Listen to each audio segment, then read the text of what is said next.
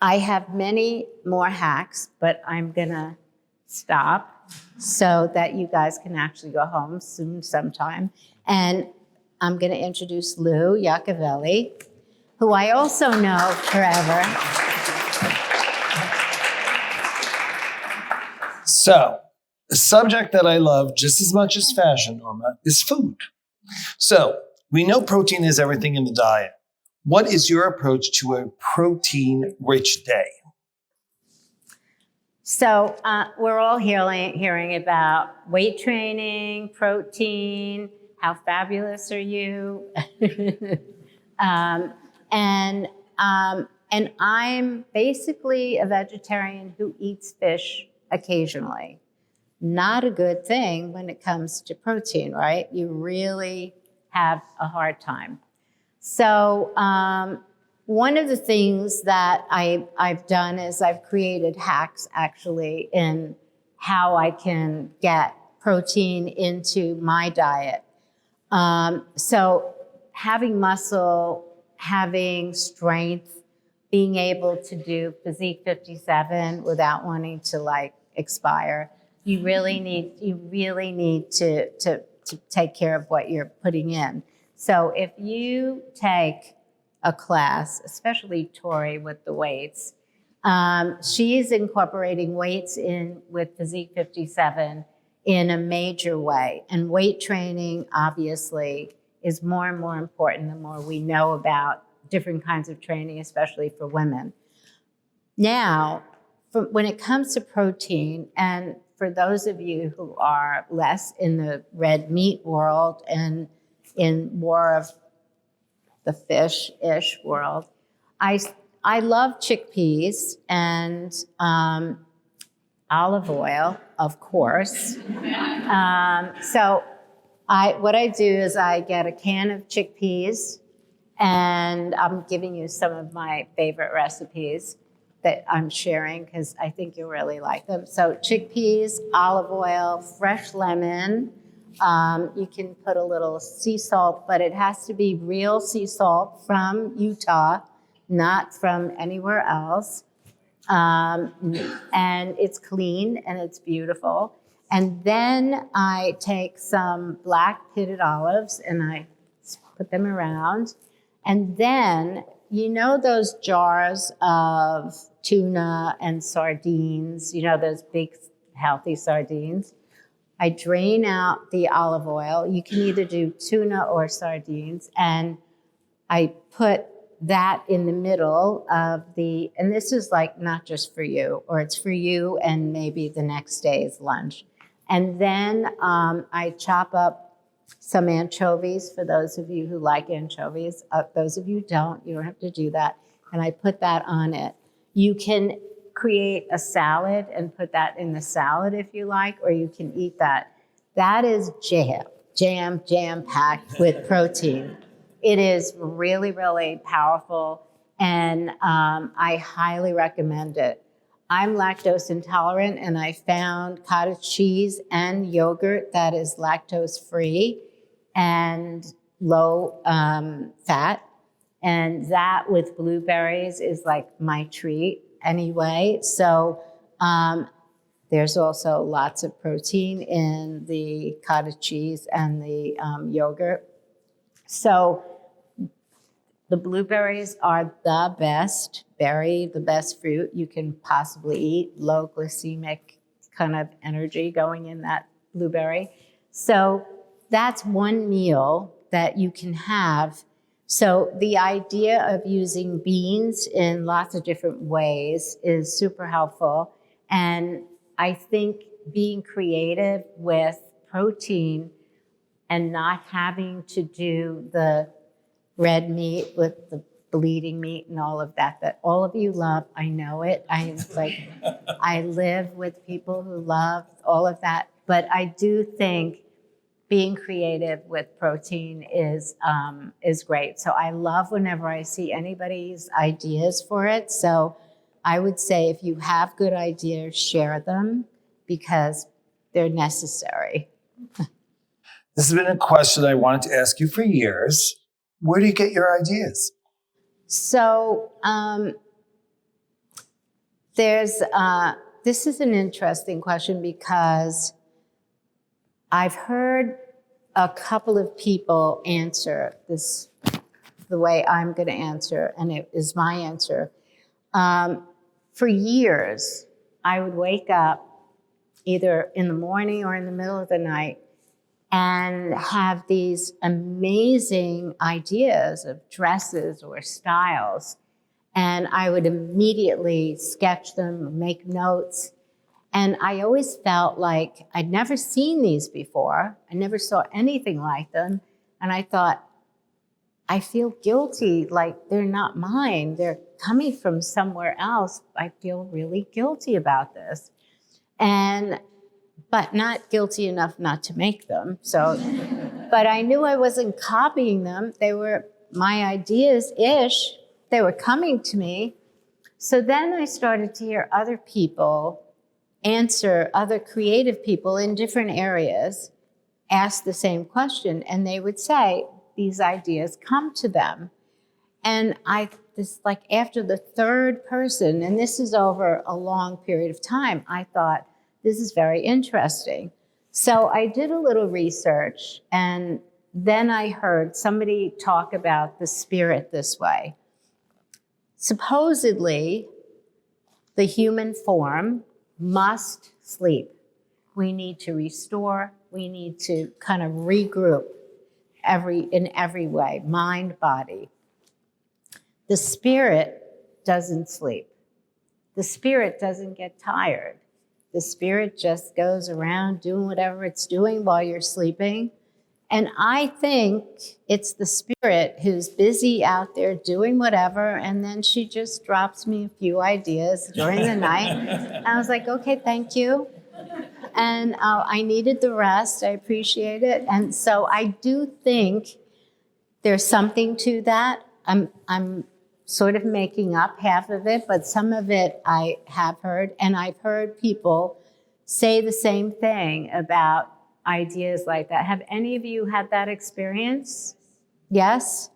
My mother just passed away now. She was 93. She ran a business from the time she was, since she was born. My mother said the same, exactly what you're saying. She ran a wig business, where she was a hairdresser, and she said that designers are receivers, and they receive everything comes from love. I don't know where it comes from, but I am so happy because I really... You're on the right station. These things, and the designers in the world are receivers. Then they transmit it to all the other people. Well, whoever's receiving, and keep receiving, because it's a good thing. It's been working for me. So, yes.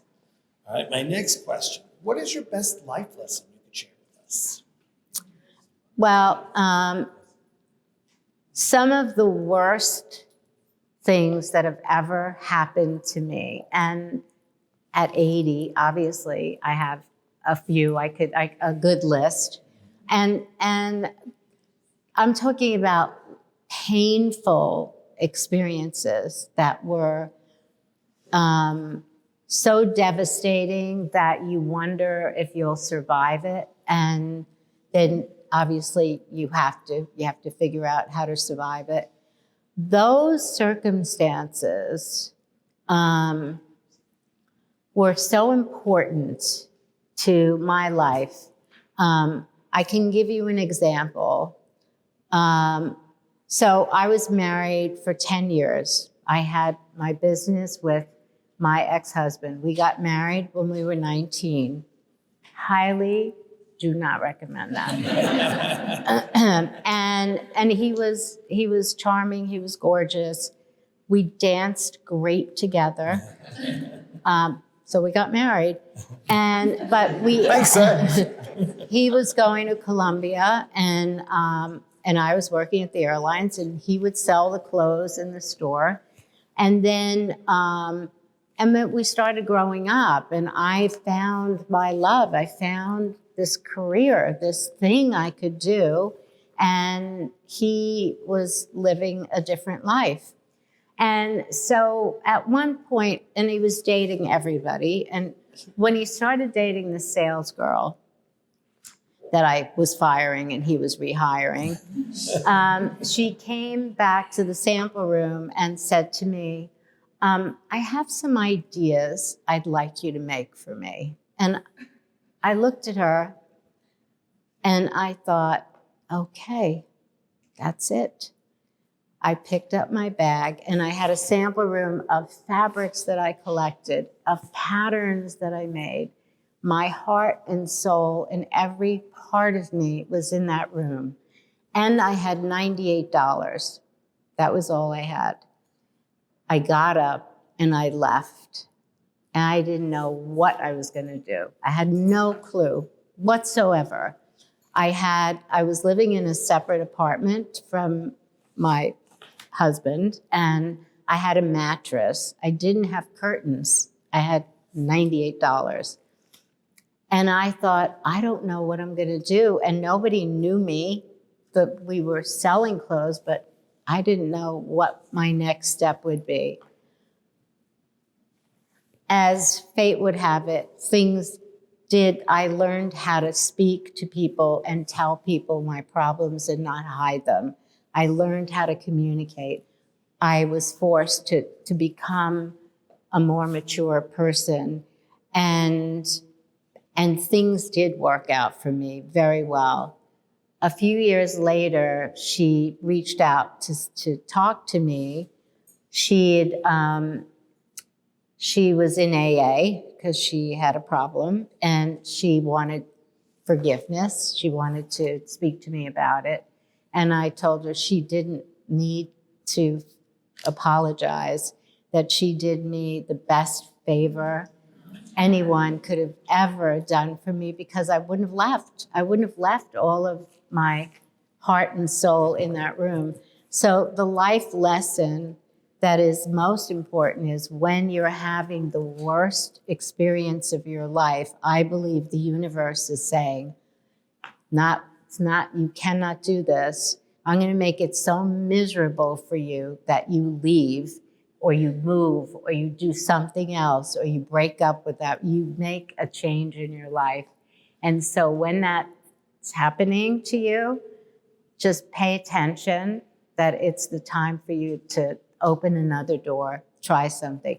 And it's only when it's so painful that you know that's it. So that's life lesson. Very interesting. Thank you.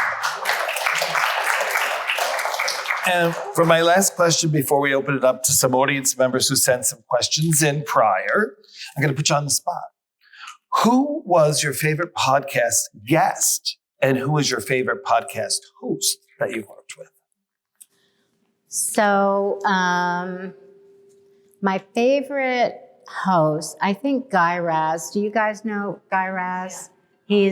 He's just amazing. He's if any of you haven't heard of Guy Raz, I would listen to his podcast. They're extraordinary.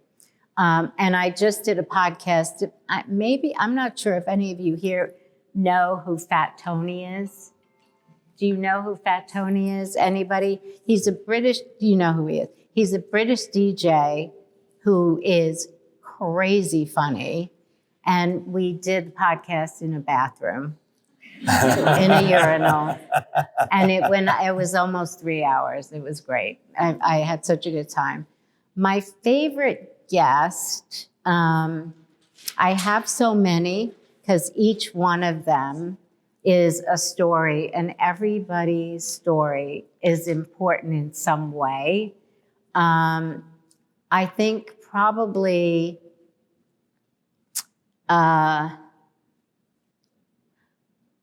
you know what? I can't answer it. I just decided I can't answer it. Sorry. That's okay. That's okay. Excellent. Thank you. We have a Maria out here somewhere. Hi. I have a question for you, Norma. What is your favorite longevity tips? Favorite longevity tip. I think probably It's a number of things. And I think having the attitude in your head, like I decided I want to live to 120. Everybody's like, right, you want to live to 120. Well, if I live to 110, that would be okay. So what I do is I think of the long game all the time. So when I'm making a decision about eating something disgusting or doing something that I know is not good for me, I think you have a target. This is what you want. Do you really want to go off here and throw yourself off your path? And then I tend to go back to say, no, I'm gonna stay on my path. And I think a lot of people use that when they have a goal. I think even if you have your purpose in life, I mean, I think everybody needs to figure out what their purpose is as soon as possible. Like if you don't know now, when you go home tonight, I really highly recommend you figure out your purpose. Even if you're wrong, start with something so that you don't wander, that you go somewhere, that you get somewhere because you have a purpose, something you want to achieve in this lifetime. So staying on a path. We have a next question from Malika. Hi. Oh, here she is. What exercise do you do? Well, so I will say, number one, when something works, I stay with it. And like I said, the first time I did, I don't know if you guys know this, but the first time I did Physique 57, before that, I was doing a workout. I'm not going to mention the workout, but it was a Romanian crazy guy who trained Olympic people, and he was nuts. And it was all men, and it was a gym, and it was just, Barry's is like Toyland compared to what this was. His name was Radu. Radu. Radu. On Anybody 57th know Street. Radu? Yeah. So I would do Radu every morning at 6 o'clock. And then one morning I said, why am I doing this? Like, why am I doing this? I'm here with 15 guys every morning, running up 9 flights of stairs and up 2 at a time, 3 at a time, then on the treadmill at 15. And I was like, I'm not going to do this anymore. So I thought, I need to find the nearest place to work out. I don't even care what it is. I'm not doing that anymore. In the same building was Physique 57. So I had no idea what it was. I bought, I don't know, like 5 classes or something like that. And I was like, now I had just come from this lunatic, and I take the class and I was like, what the hell just happened? Oh my God, I could not believe it. And I was strong from what I was doing. And I could not believe that I was under such kind of physical kind of demand in a different way. It was mind, body, breathing. It wasn't grunting anymore. It was just that. And I saw in 8 classes, I saw my legs change. I saw my posture change. I just started to see all of this. So I just became addicted to it, to the point where I never thought, oh, I'm going to replace this with something else. I do other things. We do yoga sometimes a year or two. I do gyrokinesis. I do different things. But the thing I never give up is Physique 57. So these 2 amazing people, Tori and Jared, they train us, and you can join us here 12 o'clock, you can tune in from your home and work out with us. And then you can go to their on-demand and their live classes and their studios and have that in-person experience that I promise you, no matter what the first class feels like, do the second and the third till you get to the eighth, and you will never regret it. It is the best exercise. When your mind, body, breathing, it has so many levels. How would you describe it? Well, like to your point, we're all about longevity. So it's all low impact, but building your strength, working on the muscle. It's not necessarily one category, Pilates or bar, it's all encompassing. But I need to add this. It's Pilates, bar, yoga on crack. Just saying that. There is no break. You don't stop and kind of get a sip of water. If it's there and you're like gasping, you can, but there's no, okay, now everyone get some water. No, that doesn't happen. You just keep going and going, and you will be so surprised at what the potential of your body is. I mean, we love it and we're so grateful. And they have it's the same principle, but they have different approaches to it, and adding in bands and all kinds of stuff. And the weights, Tori has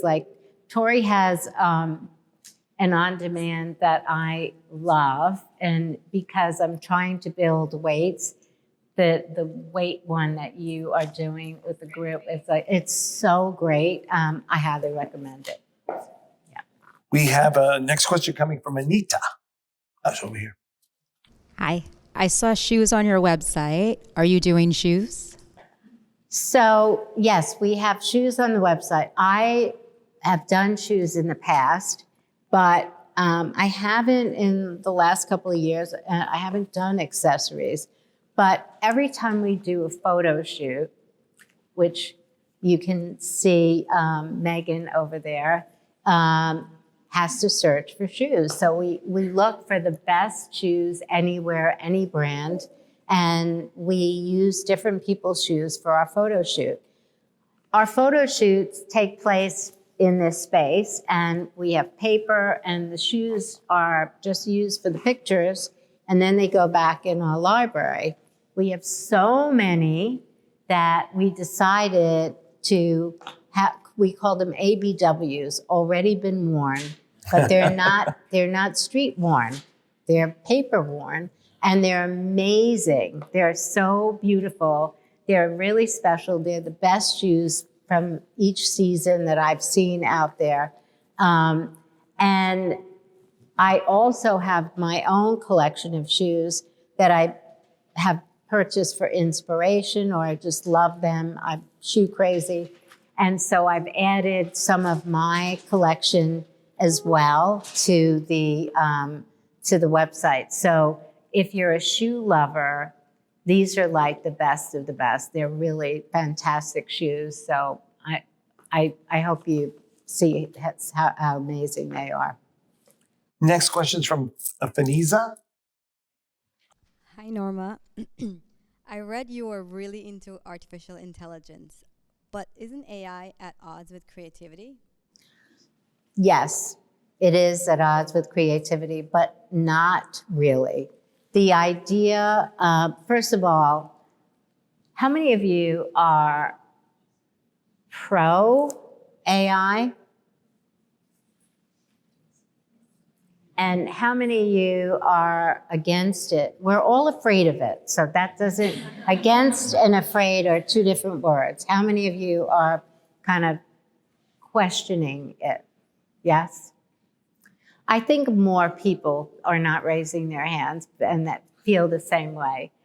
So I had a curiosity about AI. Mainly because I I was in Abu Dhabi with my husband, and he was working with some scientists, AI scientists and engineers in Abu Dhabi. Abu Dhabi's become a center for this kind of technology. So they wanted to meet with me because they heard about the collection I did for Walmart. And I did a collection for Walmart for 3 years. And the idea behind it was this was going to be a wardrobe for women, teachers, whoever was living on a really tight budget, but a wardrobe that would be just right.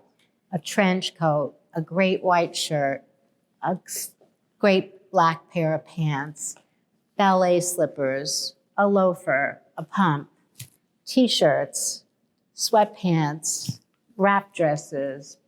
I did these wardrobes, each month a new wardrobe, and beautifully made because I had control over the quality, I had control over the factories.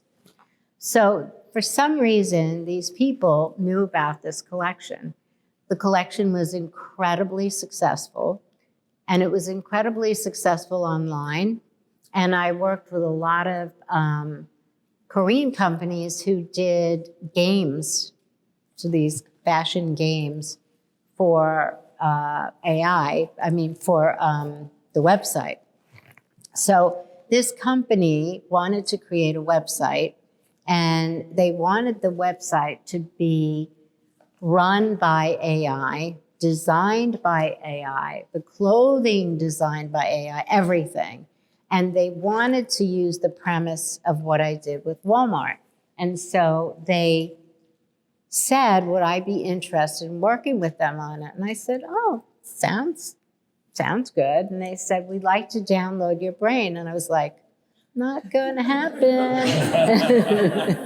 So I come back home and I'm thinking, wait a minute, why don't I take my archive, my 58-year archive, and put it into an AI model and protect my brand and use AI. Example, Chanel hires Karl Lagerfeld to do Chanel collections. What does he do? He goes to the archive. He respects the archive. He creates some of the most beautiful collections we've ever seen. And I thought, well, AI can be my Karl Lagerfeld, and that in time, this protected IP will be able to do Norma Kamali without me, and using prompts, you could do that. So I took a course at MIT, the most humiliating, humbling experience of my life. That's all I have to say. I was praying that nobody had ever heard of Norma Kamali, and I don't think they did. That group could care less. And they all were doing apps and all kinds of things that I was like, oh my God. But everybody was supposed to look at everybody else's answers to all the tests and everything. And I thought, okay, this is a life lesson. It took me longer. It was a whole language I'd never heard before, words that I never knew existed. A lot of the lectures were held by people whose first language was not English, so I couldn't tell if that was a new word that I was learning or just a word with an accent. It was definitely not easy. But when I finished, I really learned what makes AI tick. What is it about? And by understanding what it was about, I was able to conceive how I could use it for my company and then also for me as a creative person. So I can only tell you that if I were to start a fashion school today, I would not concentrate so much on teaching talented people about talent, I would not spend as much time on some of the things that I take a lot of pride in that aren't necessarily, like pattern making, and a lot of those skills can be replaced. They can be replaced. But I would take the course I took or something very close to it, and I would make that a very important part of the protocol so that understanding AI and taking the creative spirit that you have and combining it, I think will create some of the newest designs ever that are not based on anything we've ever seen before, but are new, exciting, creative in ways that will be as disruptive as anything has ever been since the 60s. So I am experiencing that myself, and I can't tell you the sound of the screams that come from that room when I am doing my fun stuff on with AI. It's a joy beyond, it is creative beyond. Now, AI does not have a soul. AI does not have emotions or passion, doesn't have any of that. So you can't be creative without that. But AI can take something that you've done creatively, and you can use your prompts or directions to let it just go. And that's when this ideas from your ideas just explode in front of you, and everything new can happen that we've never seen before. And I highly recommend, maybe you don't take the MIT course, but if you do, that's not a bad idea. I did a podcast with my professor from MIT, and I've done several podcasts with people who are involved in AI. And if you want to get a little heads up on it, I recommend that you check out the podcast. It's Norma Kamali Life, and so you'll be able to look that up. I really do recommend, and I recommend that you use ChatGPT or something like it every day for everything. And our last question is from a Carly. Hi, Norma. What is your favorite item from the lifestyle collection? So what you see on that's a 38-foot LED wall. It's my favorite thing, I have to say. We use it for everything. So we are having 2 days on our website of everything that's lifestyle. And so you can see all the different things. So these pieces of furniture here, I live with, and they're the best ever. They're basically beanbags. They're all cut and sew. My entire living room is all cut and sew completely.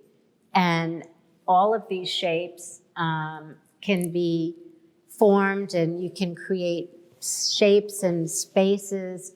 It's easy to move around. You can lie them down. When you have friends over, everybody's so comfortable. You get right into the seating. I have comforters, pillows, yoga pillows, all different things for the home.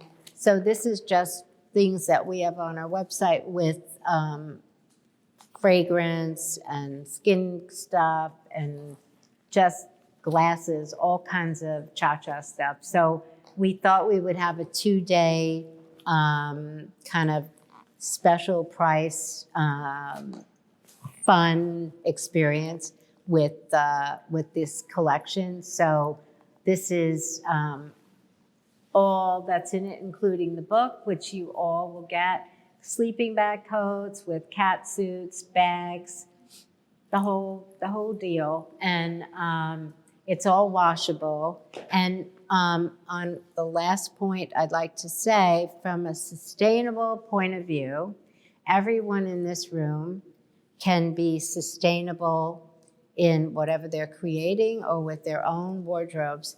And the way you do it is stop dry cleaning your clothes and wash your clothes. That is really important. Dry cleaning from experts, and I have interviews, podcasts with people who talk about this, has been known to be one of the causes of Parkinson's. Yes, it's as bad as pesticides. So heads up on that. Be super careful and learn how to wash your clothes. I learned how to wash everything when I sold vintage clothes. I know how to make the dirtiest vintage dress from the 30s look spotless. So I recommend trying to wash as much as you can and to look at sustainability. Very easy, no big investment. You just take a different look at the way you do your clothes. And that's it. Thank you all. Thank you, everyone. So we have books. We have books for everyone, and you get some exfoliant so you can get rid of all your winter skin. And have a great evening. Thank you so much.